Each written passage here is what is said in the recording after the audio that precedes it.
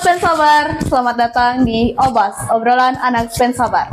Di podcast kita kali ini kita kedatangan narasumber dari salah satu guru di SMP Negeri 2 Sleman Barat.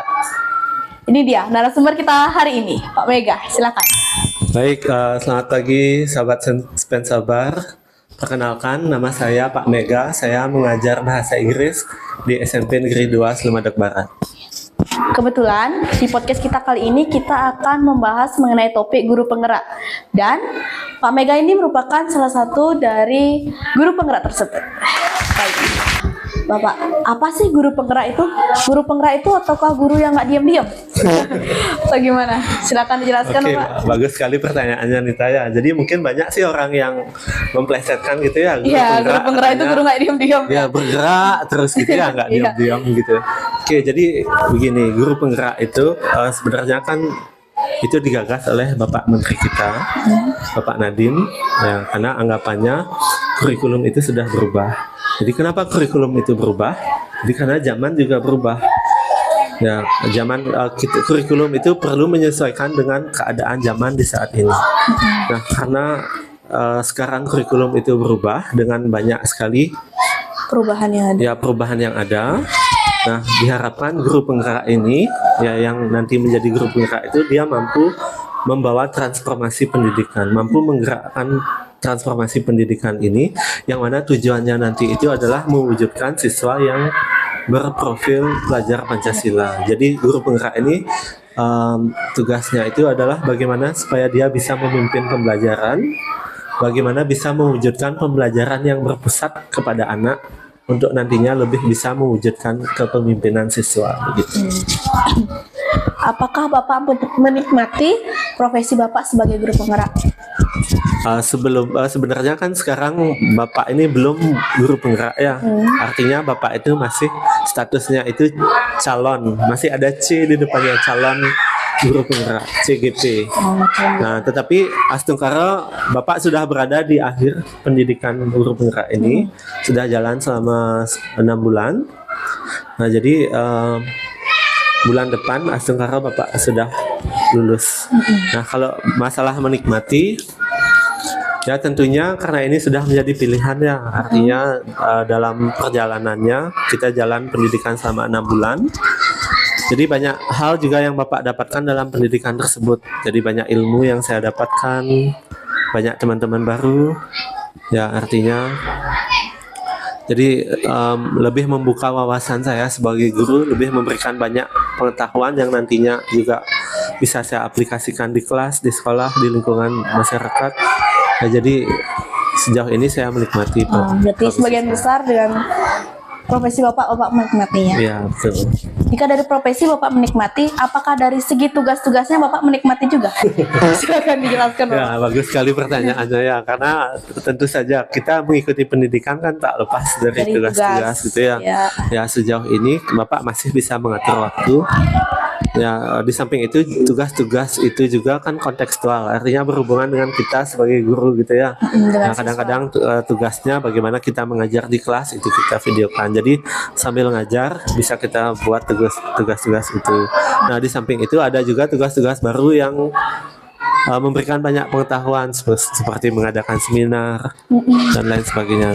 Nah, sejauh ini Bapak ya tidak terlalu merasa terbebani dengan tugas-tugas tersebut. Dapat menikmati tugasnya. Ya, masih bisa saya handle gitu. Kira-kira apa aja sih tugasnya, Pak? Bisa dijelaskan? Janganlah satu persatu. Beberapa aja tugas yang menurutnya sulit lah misalnya. Oh ya, jadi gini, dalam pendidikan guru penggerak itu kan ada nama nilai dan peran gitu. Nah, peran guru penggerak itulah yang nanti kita harus bisa implementasikan di sekolah kita. Nah, peran guru penggerak itu yang pertama, yang paling dekat sama anak-anak itu bisa menjadi pemimpin pembelajaran. Jadi di kelas itu bagaimana dia bisa menghandle kelas dengan baik, bisa mengenali karakter siswa dengan baik gitu. Dan selanjutnya ada tugas yang namanya menggerakkan komunitas praktisi. Nah, karena di sekolah ini kan ada komunitas guru-guru, dan tidak semua guru itu adalah guru penggerak yang yang paham dengan bagaimana transformasi pendidikan kita ke depannya. Nah, di sana tugasnya guru penggerak itu bisa mengimbaskan pengetahuan yang dia dapat ke rekan-rekan guru lainnya. Nah, selain itu juga yang paling penting dia bisa menumbuhkan kepemimpinan siswa nanti. Jadi bagaimana siswa itu, kalau dulu kan mungkin anak-anak kalau mengingat kembali, mungkin zaman SD itu kita belajarnya lebih banyak guru yang menjelaskan gitu ya. Ketimbang Jadi ya anaknya. ketimbang mungkin kita dikasih catatan banyak, habis itu Iya. ulangan, guru yang menjelaskan, anak-anak cuma menjadi penonton. Nah, sekarang pendidikan model gitu itu sudah tidak disarankan lagi. Nah, jadi sekarang bagaimana supaya anak-anak itu yang lebih banyak aktif. Ya, bagaimana anak-anak itu bisa lebih menggali potensi mereka. Itu yang harus kita kembangkan ke depannya. Dari sekian banyak tugas, apakah ada tugas yang paling lama dikerjain, paling sulit bagi Bapak? Kalau yang paling lama dikerjakan, karena kan tugasnya ini ada tenggang waktu ya. Oh, iya. Artinya setiap kali masuk ke dalam modul, misalnya modul berapa, modul 1, modul 2 itu ada tenggang waktunya. Jadi dalam tenggang waktu itu kita harus sudah mengumpulkan tugas gitu. Nah, sejauh ini tugas itu kan ada yang tugasnya mandiri, ada yang tugasnya berkolaborasi dengan rekan lain sama guru penggerak. Nah, jadi sejauh ini masih bisa kita handle, dan tugas kedepannya ini yang harus tetap saya gini, karena kan mungkin Nita dan teman-teman di sini sudah tahu kepala sekolah kita kan bapaknya sudah duluan menjadi guru penggerak. Iya. Nah, beliau selalu mengingatkan saya, jadi apa yang didapat nanti jangan cuma berhenti sampai di sana, bukan semata-mata untuk pemenuhan tugas saja, tapi bagaimana supaya ilmu itu tetap nanti bisa kita jalankan di sekolah kita. Kalau Bapak bikin tugas sering H-1 atau dicicil dari awal dikasih tugas sih Pak? Nah, kalau saya sih tipe tergantung gini ya, karena kebetulan juga di rumah kan saya punya anak-anak kecil-kecil. Kadang-kadang sampai di rumah itu nggak bisa langsung ngambil kerjaan gitu, artinya ngurus anak. Jarang saya bisa ngerjain sesuatu itu di rumah, kecuali kalau mereka sudah tidur gitu ya. Kadang malam sekali, Bapak juga banyak aktivitas, banyak kegiatan, kadang-kadang malam udah capek, ya Bapak manfaatkan waktu di sekolah gitu. Tapi kadang-kadang saya juga susah menghilangkan Rasa malas. ya, kadang-kadang merasa malas gitu ya, tapi dengan bantuan dari teman-teman yang saling mengingatkan, ya sementara tugas-tugas itu tidak pernah lah melampaui batas waktu gitu ya. Mungkin H-min sekian itu sudah kita penuhi. Apa sih yang memotivasi Bapak untuk jadi guru penggerak? Oke, bagus sekali pertanyaannya yang memotivasi ini. Ini salah satu pertanyaan yang muncul pada saat seleksi awal guru penggerak itu. Ya, jadi untuk menjadi calon guru penggerak seperti saya sekarang atau yang Bu Ari yang dikatakan sekarang itu kan melalui proses seleksi, dan itu sekian kali gitu ya. Nah, ada namanya pertama kali itu seleksi essay. Jadi kita menulis essay sesuai dengan pengalaman kita pribadi. Salah satu pertanyaannya itu yang Nita tanyakan, apa yang memotivasi Anda sebagai guru penggerak? Nah, kalau Bapak sendiri gitu ya, karena Bapak menyadari profesi Bapak sebagai guru, menuntut Bapak itu harus tetap punya pengetahuan-pengetahuan baru yang akan diberikan kepada anak-anak.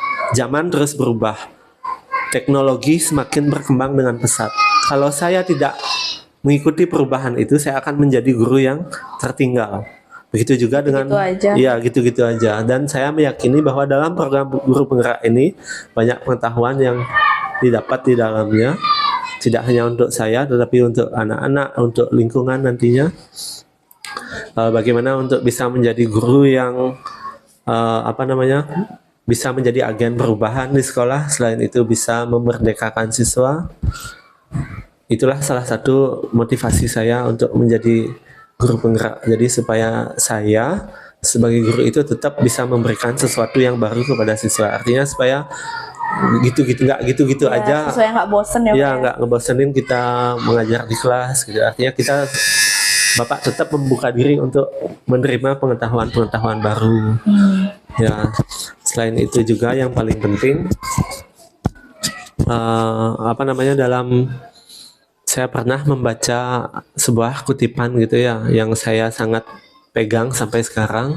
Itu bunyinya, ia yang sudah memilih untuk menjadi pendidik, pengajar, sepanjang hidupnya dia tidak akan pernah berhenti untuk belajar gitu.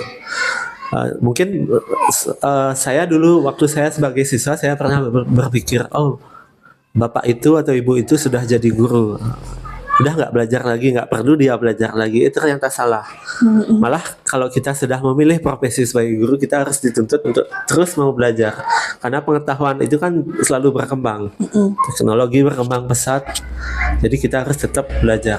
Pas jadi siswa pengen jadi guru biar nggak belajar lagi. Ya, begitu jadi guru, tahu-taunya terus harus Belajar juga.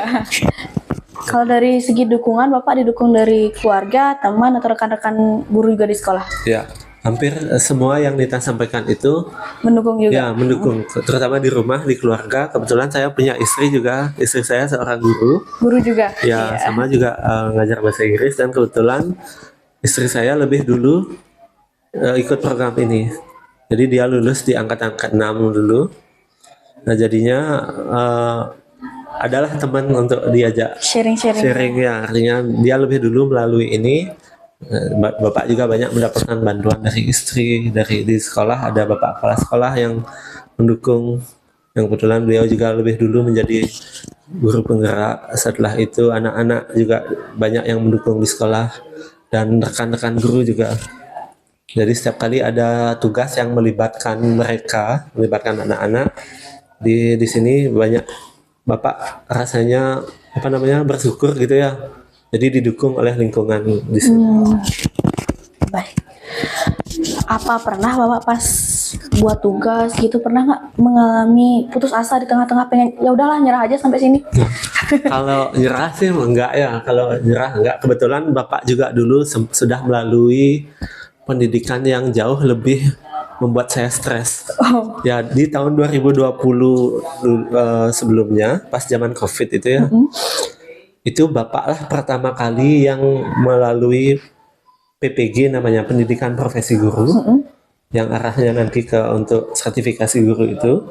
Bapak yang pertama kali PPG full daring online, yang mana sebelum zaman COVID itu kan guru-guru itu datang ke universitas, misalnya di Singaraja. Secara langsung gitu ya? Ya, langsung dia datang di Singaraja, atau misalnya di Jember, ada yang di Malang gitu datang.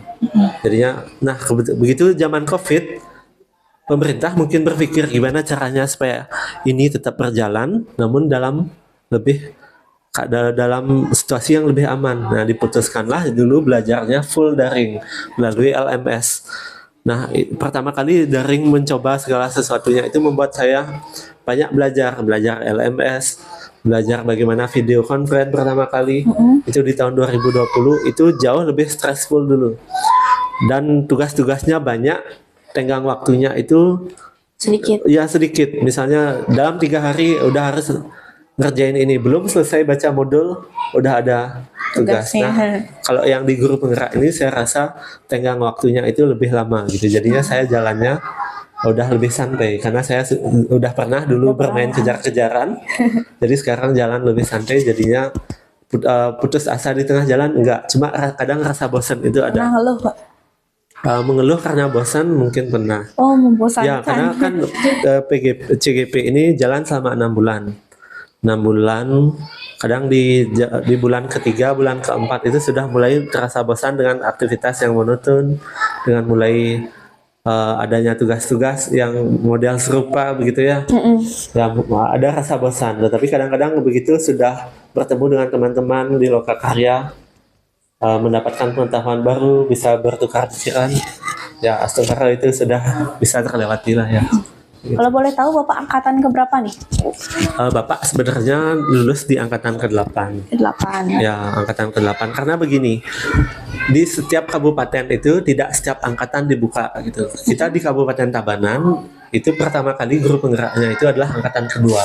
Angkatan kedua? Ya, angkatannya Bapak kepala sekolah. Dia yang pertama kali guru penggerak di Tabanan. Di Tabanan. Ya, setelah angkatan kedua, lanjut di angkatan ke-6 baru dapat Kabupaten Tabanan. Karena mungkin di angkatan 3, 4, 5 itu yang disasar itu bukan Kabupaten Tabanan, mungkin dari luar Bali atau di daerah-daerah lain. Tuh, jadinya Bapak waktu ini lulusnya tes itu di angkatan ke-8. Angkatan ke-8. Ya, tapi di Tabanan itu angkatan 7, 8, dan 9 karena mungkin jumlahnya dulu yang lulus itu tidak banyak, artinya menunggu lagi yang angkatan 9. Jadinya sekarang Bapak gabung ikut jadinya dengan angkatan 9. Angkatan 9. Ya, 7, 8, dan 9 digabung jadi satu.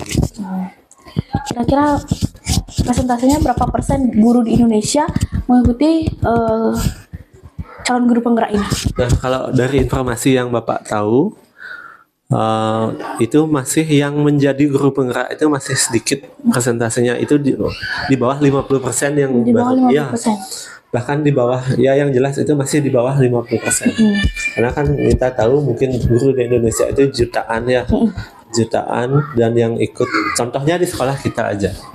Ambil contoh yang sederhana, yang skop yang kecil di sekolah kita. Di sekolah kita ada sekitar berapa ya, 16-an ada guru yang jadi yang jadi guru penggerak. CGP-nya itu cuma 3. Ada Bapak Kepala Sekolah, ada saya, dan ada Bu Ari. Apa nih Pak alasannya? Apakah karena pas seleksinya sulit atau sedikit yang minat jadi guru penggerak? Pertama mungkin karena ini kan bukanlah sesuatu yang wajib, dan yang bisa ikut seleksi juga harus memenuhi syarat dulu kan. Nah, di samping minat mungkin yang tidak banyak, seleksinya juga cukup ketat. Artinya melalui 3 kali tahap seleksi. 3 kali? Ya, yang pertama itu namanya ada seleksi tes EC. Jadi kita menjabarkan dulu bagaimana perjalanan kita menjadi guru, apa saja tantangannya, bagaimana harapannya ke depan, bagaimana visi misinya. Itu yang kita jabarkan, kita tulis dalam tulisan dalam EC. Nah, kalau sudah lulus tahap itu, kita masuk ke tahap selanjutnya, ada tes mengajar. Jadi kita dites juga, ini bisa ngajar nggak, mungkin gitu ya. Ya, jadi pada saat itu kita tes mengajar online, jadi kita pakai kamera. Jadi dinilai oleh asesor. Nah, tidak cukup sampai di sana. Setelah tes mengajar, ada lagi tes wawancara. Jadi kita diwawancara juga. Mungkin dilihat ini sungguh-sungguh apa enggak, atau punya enggak arah untuk membuat sebuah perubahan gitu. Jadi itu tahapannya. Berarti Bapak sekarang ada di tahap akhir dari pendidikan. Ya. Apa sih tugas di akhir pendidikan ini? Kalau tugas itu kan sebenarnya Bapak sekarang udah kan ada 3 modul gitu ya. Dari modul 1.1 sampai 1.3. Modul 2.1, 2.3. Sekarang Bapak 3.1, 3.3. Bapak sekarang berada di modul 3.3. Terakhir. Ya, yang paling terakhir. Nah, kalau dijumlahkan sebenarnya sih ada 9 modul ya. Ada 9 modul. Nah, di modul yang terakhir ini atau yang di ke-9 ini, itu judulnya adalah pengelolaan program yang berdampak pada siswa. Buat program berarti ya? Buat program. Nah, mungkin kalau anak-anak sadar, menyadari kan setiap pagi kita ada literasi. Ya, itu sebenarnya nama programnya itu adalah Bertapa.